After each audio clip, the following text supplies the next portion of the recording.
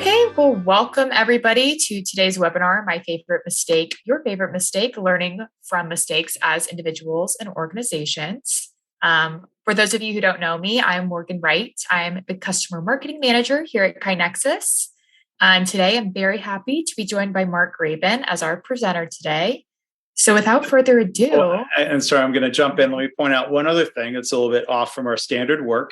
If people want to access links to some of the different podcast episodes and stories I'm going to be referring to here today, and we'll put this up again at the end, you can go to markgraban.com/KaiNexus2022. Thanks, Morgan. Awesome. For those of you who don't know Mark, this is Mark Graban. Of course, he is our senior advisor here at KaiNexus. And he actually just had his 11th KaiNexiversary. That's a long time, Mark. Yeah, it's been great. That's awesome. Well, Mark is the author of the award-winning book, Lean Hospitals. Mark is also the co-author with Joe Swartz of Healthcare Kaizen and the Executive Guide to Healthcare Kaizen. And both books mention examples of our work here at KaiNexus. His most recent book, Measures of Success, React Less, Lead Better, Improve More. He is also the creator and editor of the book Practicing Lean. Of course, Mark is the host of several podcasts, including Lean Blog Interviews, Habitual Excellence presented by Value Capture, and My Favorite Mistake, as many of us know. Mark has his BS in Industrial Engineering from Northwestern University and an MS in Mechanical Engineering and his MBA from Massachusetts Institute of Technology, Leaders for Global Operations program. So with that, we'll go ahead and get started. Mark, I'll let you take the floor. All right, Morgan. Well, thank you. Second month in a row for doing the hosting duties. I appreciate you doing that, and I appreciate the opportunity to share a presentation today.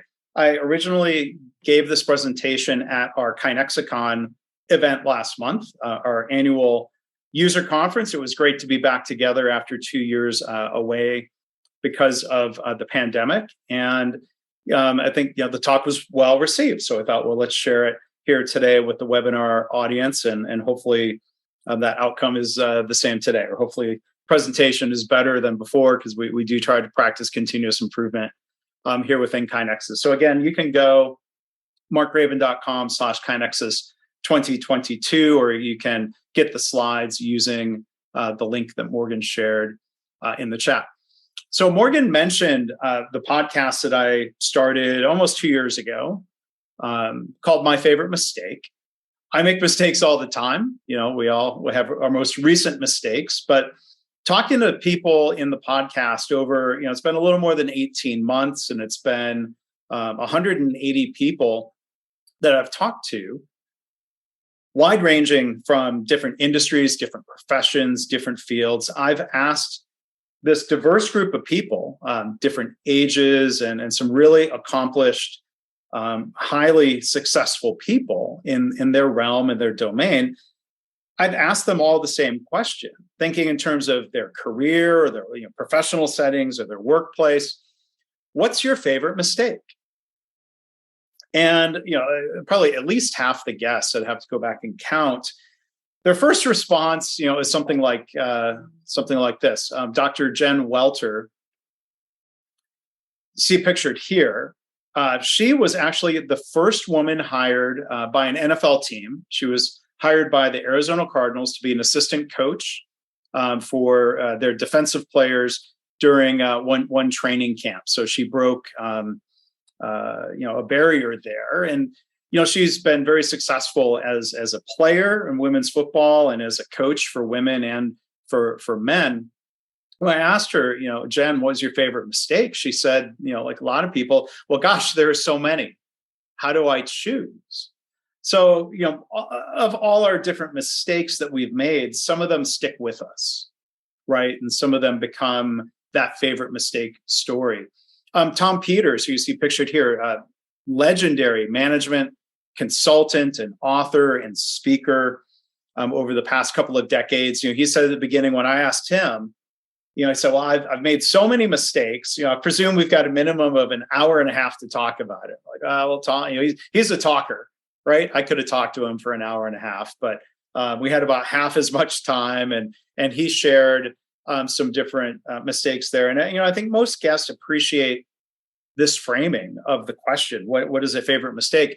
One person I got to pose this question to, pictured here, is Greg Cody. He's been a longtime sports columnist for the Miami Herald newspaper, and he had a different reaction to it. He said, well, what an odd phrase. It's an oxymoron. Why would I consider a mistake to be something cherished and favorited? But we've been able to explore that with different guests, and I want to share some examples with you today. So even with that preface, Greg Cody's story was one where it was early in his career. He was working as a reporter, and he was interviewing a soccer player from Argentina who told what turned out to be a very tall tale about something involving his family and the Falkland Islands War. So this is going back 40 years ago. And Greg Cody trusted what he said, and he printed it in the paper, and he violated sort of that cardinal rule of journalism of have two sources or double check everything. And, Greg Cody learned that the player had lied to him. I think he was just sort of pulling a prank. Maybe he was annoyed by Greg, the journalist. And so Greg Cody's reflection from the story was this reminder to always double check. Like you said, if somebody says their name is John, I'll verify, is that John? And to be a little bit more skeptical or cautious as a reporter. So that's what he came up with as a favorite mistake. In general, I think some of this pattern, I hadn't even really thought this through fully when I started the podcast. I loved the song by Sheryl Crow, My Favorite Mistake. I thought it was a catchy phrase. I've been fascinated about this idea of learning from mistakes for a while now. But kind of hearing the patterns and the stories from these different guests, and it's something maybe interesting for all of us to think of. Do we have a favorite mistake? I think a favorite mistake is one or more of these things. It's something that led to learning that helped your career, or maybe it helped your organization. So you're not really thrilled that it happened, but you made something good out of it because you've reflected and you've learned. A favorite mistake might be something that hopefully you've learned to avoid repeating. This is where I think there's a strong continuous improvement theme to these conversations I've had with people, where I think we would all agree we should be learning from mistakes or problems or defects, whatever words we're using, and react in a way that helps us improve our behaviors, improve our processes to avoid repeating it from happening again. And sometimes a favorite mistake leads to maybe an unexpected positive outcome. So when people ask me, all right, what are your favorite mistakes? There's a couple stories that sort of come to mind. KaiNexus, of course, is an Austin-based company. I first moved with people all over the US, but I first moved to Austin in 1999 to take a job at Dell Computer. And you see the picture when the building's pictured here. I took this job at Dell, and I stayed with that company not quite 2 years. It wasn't the right place for me. It wasn't the right fit. I got to do some interesting work there, and it wasn't the worst mistake I ever made.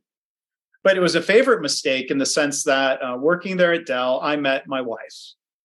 And we've been married for more than 20 years. So I don't think, and to be clear, I don't think she considers marrying me to be a mistake, and I certainly don't view it as a mistake. So I don't want anyone, please don't tweet that Mark Graban said, give me, no, that's not what I said. But the favorite mistake of taking that job at Dell led to something, thankfully, very positive. Ron McGill, I got to ask him this question. He's a zoologist at Zoo Miami. And his story was surprising, and it was a little more dramatic. He described how he was a young zoologist. He said he was cocky. He got careless, and he was working with a crocodile, and he got his right hand bitten really badly. He ended up in the hospital. Now, he still has use of his hands, and thankfully, it didn't get bitten completely off. But similar to my story, in a more dramatic way, one of the nurses who was caring for him in the aftermath of the crocodile bite, again, became his wife. So not to be clear, again, not the giraffe he's pictured with there, but a human woman who was his nurse. And that's why Ron McGill considered that to be his favorite mistake. So these stories might be, kind of cute or nice, or, kind of in the categories of what Bob Ross, the painter back in the day, who had the TV show about painting, you can stream it. He's still really popular today. What he calls happy accidents or happy mistakes versus life lessons, right? So let me share some stories that are a little bit more maybe compelling and impactful in terms of workplace lessons learned. And I'm going to actually have to pause 1 second because I've had painters working in my place and I think they locked themselves out. So forgive me for 30 seconds. If they're still there, let me open the door and I will edit this out. My apologies. Morgan, I'll let you. Do you have a favorite mistake story? I'll be right back. Oh gosh, putting me on the spot here. Favorite mistake. I mean, I think the first thing that comes to mind, of course, is work related. I think we all take jobs that we didn't end up loving. We didn't end up staying at, similar to Mark's, but that we've learned so much from, and that we wouldn't be the same, or we wouldn't be, where we are without it. I'm going to have to go back and hear what you said in the recording there, Morgan. So it wasn't very specific, so I'm glad you're back. Okay. I did put you on the spot and I asked you to riff a little bit. That was a different contractor who showed up to follow up on something unannounced. So it goes. So back into the flow of things. That's the more recent mistake, I guess. Life lessons, workplace situations. So the more serious story I tell when people ask, okay, what was your favorite mistake? I think back to the last manufacturing company that I worked for. This is going back to about 2004. Even though I had at that point probably 10 years experience with Lean, coming into that company, they wanted to put me through their certification program. It was basically a Lean black belt program they used, if you will. So in that certification, I was tasked with going and doing a project. And there was an important business problem where one of the production areas was constantly running short of finished goods inventory. It was hampering the production final assembly. It was certainly hurting delivery to the customer. So I was involved in this technical project of setting up changeover points and reorder points and Kanban systems and visual management. So technically, everything I did there, including the math and the setup, I thought was fine and correct, and it would have worked. The mistake was not properly engaging the people who really work in these production areas. Now, some of that was, I think, the culture I was working within. It was not a culture that would have allowed me to stop the line for any sort of period of time, because again, they were behind on their production. They weren't going to stop and let me really work with people. So I had to catch them when I could. But the end result of it was a system that was not really embraced, that was not really used, and it certainly didn't sustain. So, I take some responsibility for that. I should have pushed harder against that prevailing culture of, I should have pushed harder to say, hey, let me have time to work with the staff and to get their input and to let them work on this and all. But the one takeaway for me was to make sure I don't allow myself to be put into that situation again. As a consultant, especially as an outsider, if somebody said, we want you to come in and fix it and put it in the system for us, I would politely decline and say, I don't think that's a good approach. What I have been more successful with is when I have been able to more fully engage the team and their leaders to help develop the change and help put it into place. And so that story is one that I collected with the stories from others in that book, Practicing Lean, that I published some years ago, where 15 other Lean professionals and I shared stories from our careers. What are the things that, I wasn't using the phrase favorite mistake then, but what's a mistake that you remember that if you could go back in time, you would try to teach yourself to do things differently? What would you tell yourself? And, I think part of the spirit of the book was this recognition that we all make mistakes, especially early in our career. And we should be more accepting and less judgmental about people who are younger in their career or younger in their practice of lean or Six Sigma or continuous improvement. That's one of my own reflections in terms of mistakes I've made in being judgmental or critical of others when maybe I shouldn't have been. But again, a favorite mistake, it's not necessarily your biggest mistake. I think if I asked people this question of what's your biggest mistake, that might just be kind of sad or depressing. But a favorite, biggest mistake might be your favorite. A favorite is not necessarily your biggest, but it's one that was important enough to stick with you. You remember it, you think about it. It's driven you to get better, at the least, not repeating that same mistake, but sometimes driving yourself to improve in more significant ways.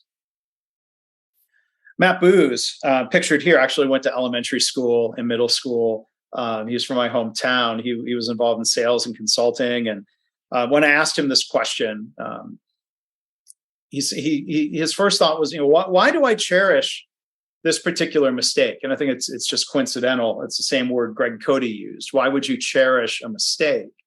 But Matt said, the mistake, the story he told, it's a mistake I think about all the time, probably every day, probably multiple times a day. And it was a story about kind of being behind on a project and not going to his boss for help. So it was one thing to not tell his boss that they were behind schedule, that they were in the red, if you will. But he, his boss was upset that, hey, I could have helped you. I could have gotten this back on track. And so I think as Matt progressed in his own career, he's reflected on that. And, as a leader, you could lecture people for not coming to you. You could maybe go out of your way to make sure people feel comfortable coming to you when there's a problem or when you're behind schedule or when there's a mistake. So again, when I've asked people this question, what's your favorite mistake? My very first guest on the podcast, pictured to the left here, Kevin Harrington. He was on season 1 of the show Shark Tank. He was one of the sharks. He was the inventor, love him or hate him for this. He was the inventor of the modern 30-minute infomercial and a lot of these as seen on TV products. George Foreman Grill and Jack LaLanne juicers. And some of these products are really old now. But when he was relatively new in this business, he was talking about a time when he was bringing in basically $2 million a week in revenue. He would come in every Monday and they would do a lot of their sales over the weekend. And he would normally be handed the financials of, how do we do last week? And one of these weeks, there was a huge problem where 1 out of the 12 products they were selling at the time, unfortunately, had a huge defect rate coming from their factory. And the mistake, and I really appreciated that Kevin Harrington, he doesn't have to publicly talk about mistakes. It's probably maybe a lot more fun to talk about all the amazing things you did, but he shared the mistake he made was that basically the credit card payments for all 12 of these products were flowing through the same, what they call merchant bank account. And so with the high defect rates and the customer complaints and the chargebacks, the bank cut off the flow of money for everything. And as he described in the episode, it put the survival of the company at risk. He didn't blame anybody else for this. He took ownership of it. He set up multiple bank accounts and, so each product would have its own flow. He learned from this. He adjusted. He made changes to the system that was his business. And in a way, it was good that this mistake happened at a smaller scale so that he could learn from it and adapt and not have, instead of a $2 million problem, something that might have been a $200 million problem. So I think Kevin Harrington set that tone of somebody who is very successful, who is willing to come on and share and talk about a mistake. My second guest pictured here was at the time Representative Will Hurd. He retired from Congress at the end of 2020 from the state of Texas. He told a story about the first time he ran for office in 2010. He won the primary, and he won in the sense that he had the most votes, but he didn't have more than 50%. So in the Texas system, he was going to a runoff against the second place candidate. his consultants told him, Will, you need to change your strategy. A runoff is different than a primary election. And Will said, and as he was willing to admit in the episode, he thought he knew better. He ignored his consultants. He basically continued the same strategy because he said, well, I had a strategy that got the most votes in the primary. Therefore, that's a good strategy and we're going to keep doing it. But he lost the runoff. And I think, again, there are so many people that would want to throw the consultant under the bus or blame them. But Will Hurd took responsibility for his actions and the result. It was his mistake. Now, to his credit, because he recognized the mistake, because he was willing to admit it and to reflect on it, he ran again and he won in 2014. And he won re-election in 2016 and 2018. Will Hurd, who's had an incredibly successful life as a CIA operative, he was the student body president at Texas A&M University. I'm sure we have some Aggies watching and listening today. And I think that's one of the key lessons and the takeaway here. That successful people are successful because they've learned from their mistakes. I did a poll on LinkedIn maybe about 2 months back, asking people if you think about the most highly successful people in your life. Now, different people will define highly successful differently. But compared to, let's say, the average person, which statement do you think is more accurate? Are people successful because they make fewer mistakes? Because they make the same number of mistakes, but they learn from them? Or that they make more mistakes, therefore there's more learning? And I was a little surprised by the outcome, maybe pleasantly surprised, that 49% of the voters on LinkedIn, not a scientific sampling of the population, I realize, 49% said people are successful when they make more mistakes and there's more learning. A combined 87% would disagree with the statement that people are successful because they made fewer mistakes. So I think it's interesting, especially my followers on LinkedIn are dominated by continuous improvement people like the audience for today's call. So there might be a bit of a bias there. But if individuals recognize people are successful when you learn from mistakes, I think there's a question of, well, do organizations realize this? If we recognize this as individuals, why do organizations tend to punish people for making mistakes? Maybe that's a question we'll figure out the answer to. So in the process of learning and turning mistakes into progress and growth and success, I think another lesson is to reflect on our mistakes, but don't agonize over them. Like, how do we find the balance of thinking about it without being too hard on ourselves, thinking about the mistake without dwelling on it? As my guest Katie Anderson said, you may know her as the author of the great book, Learning to Lead, Leading to Learn. I always make a mistake in saying that, even when I have the words right in front of me. As Katie said, if you keep dwelling on the mistake, then that's counterproductive. And I think that's an important thing to keep in mind. We also want to make sure that we reflect, but at the right time. I interviewed a friend of mine from San Antonio, Lenny Walls. He played cornerback in the NFL and the Canadian Football League for a number of years. He's now he's got all kinds of businesses as an entrepreneur. And I asked him, as a football player, when you make a mistake, there would be, let's say, 80,000 people who saw the mistake in person, and there might be millions who saw the mistake on TV. How do you deal with that? And he said, well, we were taught to have a short-term memory, because you make a mistake and then you might not have to go out there immediately, seconds later, for the next play. So thinking in terms of lean language, you might not be able to stop and do the immediate root cause analysis. But as Lenny said, making a lot of mistakes and trying to learn from them taught him a lot about bouncing back from failures. And I love this phrase that he used, that failures were stepping stones toward winning. And Lenny described how when they would get to the sideline after they were off the field for that series, that was the time for reflection, or during halftime, or after the game, or in practice the next week. Sometimes we have to figure out, when can we actually stop and pause and reflect and learn? It might not be immediately in the moment. But a lot of this is really a matter of culture. how do we create a culture where it's safe to speak up about mistakes, which then I think leads to a culture of learning and improvement? One of my guests, Dr. David Mayer, told a story of when he was a resident anesthesiologist.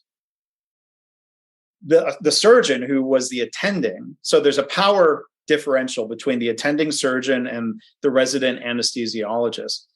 The surgeon cut into the wrong side of the patient. So that is clearly a surgical mistake. The surgeon made a second mistake, which was more of a choice, and basically lying to the patient. Not admitting a mistake, but basically lying to the patient and saying, hey, guess what? We found problems on both sides. You got 2 surgeries for the price of 1. Pretty shocking, right? David, and I wouldn't fault him for this, he said his mistake was not speaking up, not challenging the surgeon, not telling the truth to the patient. But again, it's a matter of culture. That was a very hierarchical culture that would not have valued David speaking up. It might have threatened his young career. So this was a mistake he observed. It was a mistake he was a part of. Why was this his favorite mistake?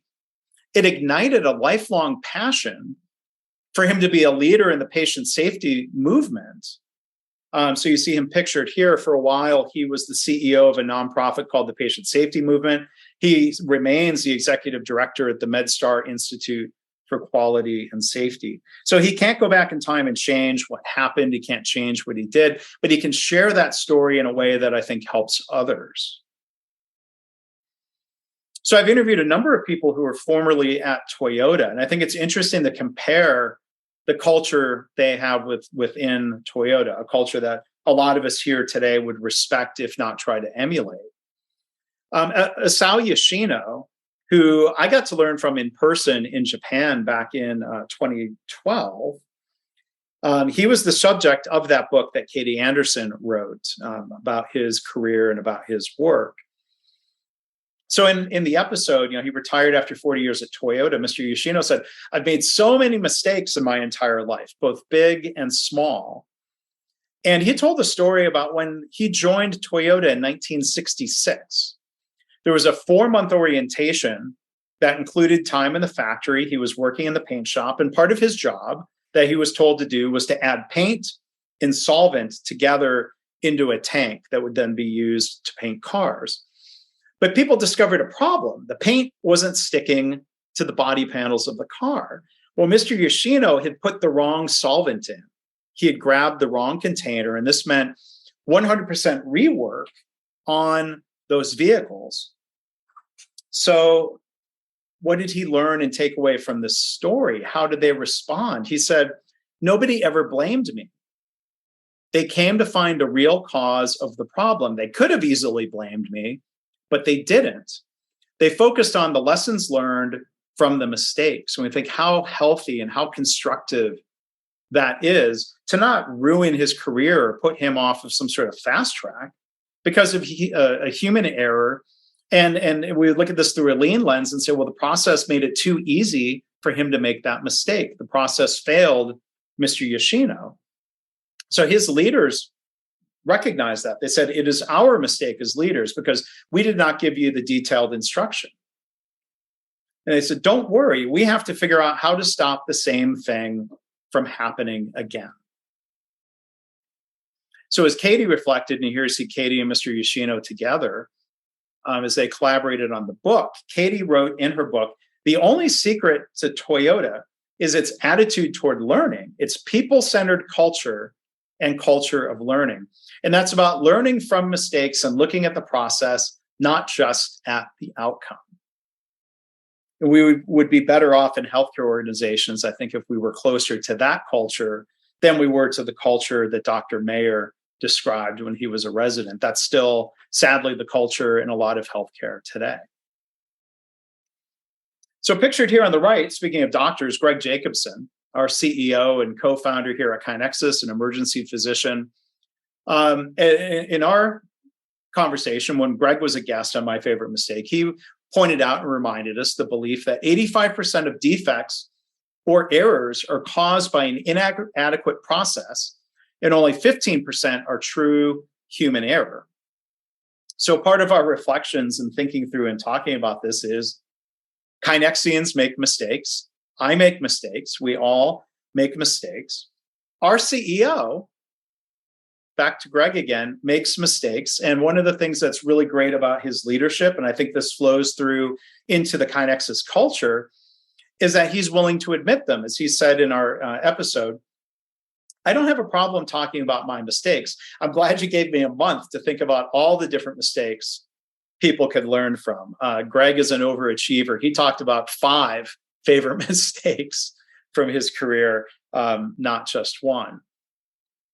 But Dan Pink, an author of a book I think a lot of you probably love, a book called Drive, about intrinsic motivation and leadership. His most recent book is called The Power of Regret. And in his episode, Dan shared this. He said, I think there's something healthy about leaders talking about their regrets with their team.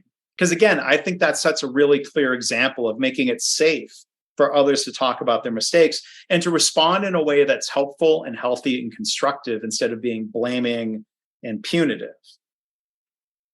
And as a KaiNexian, or even wearing other hats, I make mistakes. I make mistakes all the time. One thing that we've learned, Greg and I and others, when we've made mistakes in the planning or execution of different webinars, is to turn those mistakes into a new line on the checklists that we use for the planning and execution of our webinars. So we started off with an initial checklist. And then as we've made new mistakes, as we've discovered new failure modes, we use the checklist to make sure we don't repeat the mistake again. And so we actually have a planning checklist. We have a day of webinar checklist. That's part of my planning and training to show Morgan how to be a host for these webinars, a role that I normally play. When I think back to, this was February of 2021, I was the host for a panel discussion that was really hosted and moderated by our good friend Deandra Wardell. And that webinar was going great. There was so much great discussion and a lot of Q&A coming in from the audience. And so I picture, everyone's out there watching and listening and enjoying this thought-provoking webinar. I was enjoying it as host. I was mostly listening and letting Deandra facilitate that conversation. We were ready to let it run a couple minutes long because there was such rich discussion taking place. And then we all saw this pop up on screen. This meeting has been ended by host. And I thought, wait a minute, I'm the host. What happened here? So as a lesson, I'll tell you a little bit more of the story here. The lesson, and this is something I've worked really hard to get better at, is to show grace when mistakes are made. And a couple of us did some investigation of trying to focus on what happened, not who did this, but what happened. If it wasn't me who clicked in the wrong place and ended the meeting, what happened? What can we learn from this? And it turned out it was one of our KaiNexus team members who, and this was really the mistake on my part and on our part as an organization, he was sharing the webinar account because he was occasionally doing other webinars, but he had scheduled a meeting and started that meeting not realizing a webinar was taking place, which killed the webinar prematurely. So I tried to react in a kind way toward that KaiNexian. Deandra did just the same. She sent an email here. I'm sure the person involved feels horrible. Please let him know I'm not upset, and we can classify what happened as an opportunity for learning and improving. And I think, even from what happened there was a lesson around remembering to ask, how are you feeling before you jump into the 5 whys of giving somebody space to feel bad and then to get over that as you try to encourage them and let them know we're not blaming you. Let's learn from this. It was a systemic error that was bound to happen sooner or later. But another thing I will take responsibility for here is that I lost the opportunity previously to make sure that small mistakes prevented big mistakes. And this is only true if you take action and if you take the right action. So let me explain what happened here. So through bad luck, again, my gosh, I've apologized to Deandra about this many times. A previous webinar panel discussion that she had hosted in October 2020 was going fine. And then that same person had tried joining as an attendee. But again, because we were sharing that Zoom webinars account, when he joined, he popped up as a panelist. Like, oh, hey, surprise panelist. Now, he realized it very quickly. It was like, he was panicky, and he bailed out quickly, and really nobody noticed. So here was part of the follow-up. Deandra, hey, we figured out what happened. He thought he was joining as a guest, but he was logged in. He apologizes. I told him it was no big deal. Now, the countermeasure that we had agreed on, he said, well, he'll just watch the recordings, because that would then eliminate the risk of joining incorrectly as the panelist. It turns out that wasn't the right countermeasure. If we had realized that there was risk inherent in sharing the Zoom account, which, by the way, Zoom tech support told us you shouldn't be doing that, because we talked to them about, well, hey, could there be some other systemic fixes in place? And they said the fix was don't share the account. So I'm like, okay, lesson learned. But if we had learned the lesson in October 2020, we would have avoided putting others in that position in February 2021. So stepping back beyond KaiNexus and our mistakes, I think another key lesson here is creating the culture takes effort. It takes time.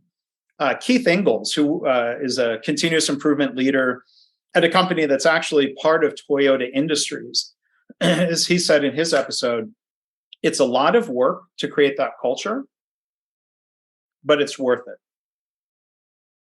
So part of that culture is, again, creating an environment. We can't just tell people you should speak up, you should admit things. We can't just tell people you should feel safe. We need to make it possible that they actually feel safe, which again comes back to the culture. Dr. Nicole Lipkin, a psychologist and executive coach, when she was a guest on the podcast, said, as leaders, you have to invest in the behaviors that lead to psychological safety. You can't just say, you should feel psychologically safe. That doesn't work any more than saying, I have an open door policy as a leader, and nobody ever comes in the office, right? Because the first time someone did, they got yelled at. And you can't blame people for not having psychological safety any more than you could blame them for not taking advantage of your supposed open door policy. It's not a one and done initiative, as she pointed out. It takes time. Billy Taylor, a great lean leader, a former Goodyear executive, when he was a guest, he talked about shaping the culture and using standards, and how the leader sets the standard for the organization. I know Billy did this. Greg Jacobson does that as the leader of KaiNexus, as one of our leaders. And another example I love of leaders setting the tone comes from a distillery that's located about an hour west of Austin called Garrison Brothers. On the right, you see the founder and CEO, Dan Garrison. On the left is the master distiller, Donis Todd. They both came on the podcast. And Donis talked about this element of their culture of making it safe for people to own up to mistakes. So when people have made mistakes, they will sign their name to the part of the wall where the mistake happened, right? So Donis, as being someone who reports to the CEO, is working really hard to create a culture where it's safe to admit mistakes and to improve from them. Donis told a story in the podcast where, long story short, he had overaged some bourbon. Right? He was aging it because his hypothesis was that it would keep getting better the longer he aged it. And that's true until you hit a point where it's no longer better. And he basically dumped thousands and thousands of dollars worth of whiskey. Dan didn't fire him. Dan emphasized the learning. As Donis said, Dan has always been willing to give me the time to learn from my mistakes. And in the podcast, Dan shared a story of his own mistakes. Right. And so, again, admitting mistakes is very helpful. And then not jumping to blame and punishment when people admit mistakes. That leads to a culture of learning and a culture of continuous improvement. David Meyer, pictured here, former Toyota leader, co-author of two of the books in the Toyota Way series with Chef Liker. He's actually now distilling in Kentucky. He reflected on his time at Toyota and says, here's the ideal, that Toyota operates a no-fault, no-blame culture.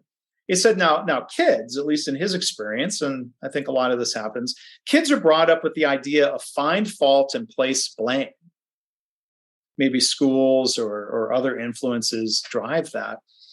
And as David said, it took a couple years to clear my brain of the impulse to blame the worker. As with any change, it's easier said than done. Like, we can tell ourselves logically, I'm going to stop blaming people for mistakes. I'm going to look at systems. I'm going to be more constructive. But sometimes old habits die hard.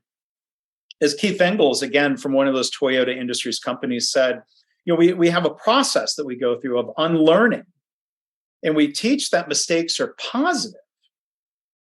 And that takes a while, I think, to really fully embrace that. And it takes a while to make that part of the culture. Back to David Meyer, he would say back to his time as plant president, or his time at Toyota, the plant president would ask, what have we learned today? And David shared a story about a similar mistake he made of putting the wrong chemical into a machine. I'm sorry, that's fine. That's fine. Gosh. My mistake is not putting a sign on the door saying, please don't come in, I'm doing a webinar. David made a mistake of putting the wrong chemical into a machine when he was making bumpers. It was an $8.3 million loss. And again, instead of blaming and punishing David, it was a matter of learning and a matter of figuring out, why did the process allow that to occur? So back to Don Todd, one last quote from Garrison Brothers. He said, there's something about your character growing when you own up to your mistakes. But again, that requires a culture, that requires an environment where it's safe for that to really occur. Because to wrap up here a little bit, to talk about, and remind ourselves, we all make mistakes. Krista Hughes, who I interviewed in the podcast series, she was a nurse. She is a nurse. She's become a patient advocate who works with patients to follow up on medical errors when they occur. And there's a video clip on the page that I'll share the link to again in a minute. You have to see her say it in the video, and I'm not going to try to do the Southern accent, but imagine this in a Southern accent. She said at the end of her episode, well, if you don't think you make mistakes, then, oh gosh, bless your heart. And those of you who are familiar, like, oh, in the South, bless your heart. That's not as nice of a sentiment as it sounds on the surface. That's the Southern use of the phrase, bless your heart. We all do make mistakes. And, so we can try to learn how to be kind to ourselves. But some of us lead people who, because they're people, will make mistakes. Karen Ross, who I interviewed in episode 3 of the podcast, reminds us, I recommend her book, The Kind Leader. We all have the opportunity to lead with kindness. And I would argue it's not just kindness. I would argue it's good business when we react constructively when people make mistakes. It's a pet peeve of mine when people say, oh, the root cause of that problem was human error. If that's your conclusion, keep asking why. Why was it too easy for human error to cause a defect or a problem in the process? So I'm inspired by a lot of what Karen says. On the back of this coffee mug are some phrases and mantras, and I try to, I put it on the coffee mug to remind myself of these things, and I think these are worth remembering. Be kind to yourself, maybe also to others, but be first kind to yourself. Nobody is perfect. We all make mistakes. What's important is learning from our mistakes. So I'm going to learn from some of the mistakes I made here in managing access to my door and not putting a sign on, because part of the checklist, and just a quick story before I hand it over back to you, Morgan, on the checklist, it actually says, for the context of somebody working at home where they have kids or being in the office with other people around. The checklist actually says, put a sign on the door that says webinar in progress, do not disturb. And I didn't think that part of the checklist was relevant to me, but my mistake, lesson learned. So with that, thank you. Again, you can find all sorts of links to the podcast episodes, the video of Krista. You can find all that and more at markgraban.com/KaiNexus, markgraban.com/KaiNexus2022. So before Q&A, Morgan, let me turn it over to you for some announcements. Well, thank you again for that excellent presentation, Mark. I'm seeing one question, so everybody, please keep submitting any questions or feel free to share, a favorite mistake that comes to mind. So starting off with some announcements. So our upcoming webinars, of course, you can register at www.kainexus.com/webinars. And our next webinar is actually this Thursday. It's our training team office hours for KaiNexus customers only, hosted by our new training manager, Brittany. And that will take place, as I said, this Thursday, June 30th at 1 p.m. Eastern Time. And please check out our webinar recordings library as well. Here you can find past training sessions, as well as Mark's webinars, as well as other webinars that we've hosted. And of course, our blog. So don't forget to subscribe or just go check out our blog. So we have our improvement blog as well as our customer blog. Check out our website to subscribe and you can get that sent to your email. And then our podcast, of course. So finally, we invite you to check out our podcast series. Please listen, subscribe, rate, and review via your favorite podcast app. Or you can find out more at kainexus.com/podcast. And of course, audio from today's webinar will be there as well. So now we'll go ahead and we'll jump into Q&A. Great. And while this is still coming out, I was going to share just one other reflection real quick. So when I agreed to do, or when I say I agreed to, I signed myself up to present this webinar today, asking Morgan to again play host.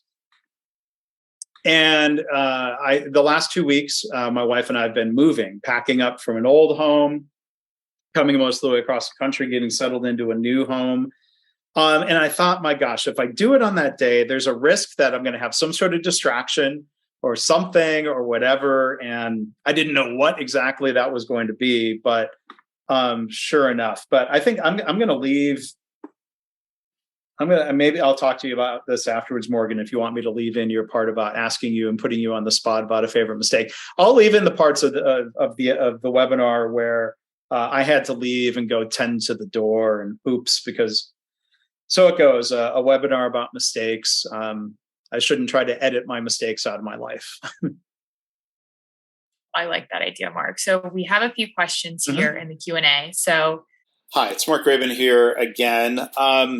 Ironically enough, given the topic of this webinar, the Q&A session a minute or two in was interrupted and knocked offline by a series of mistakes and technical challenges. A mistake of my own, a mistake or two by the contractor who was working in my home. So the Q&A will be recorded. Thank you for those questions that you submitted. It will be available on our YouTube channel, and you will also receive an email notification letting you know when it's available and a link to that.